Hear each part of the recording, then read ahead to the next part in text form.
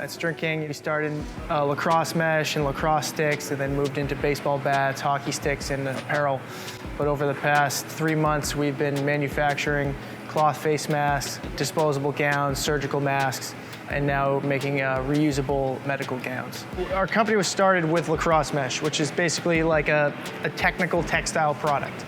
We have a sewing facility here where we manufacture custom fit apparel. When the CDC recommended in March that Americans wear cloth face coverings, we switched our apparel manufacturing to cloth face coverings. But at the time, we only had 2 people sewing garments. We started making cloth face masks, and we started to see a lot of demand really quickly. So we basically scaled from 2 people sewing cloth face masks to about 1,200 people sewing the face masks in about a 6-week period. So basically what we did is we started scaling out our own sewing operation, but we started driving to other sewing factories in Los Angeles. At one point we had 30 sewing factories who were making only our cloth face masks as quickly as humanly possible.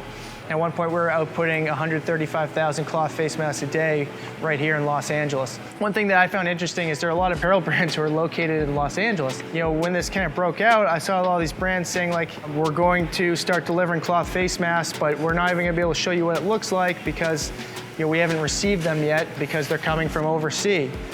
And I found it interesting that there are actually brands in Los Angeles making these products overseas when we were able just to drive to around 30 sewing factories in Los Angeles who didn't really have any work to do and were looking to help in some way. This pandemic has shown is we need some companies in the United States to actually make things. If you can make it here, why not make it here?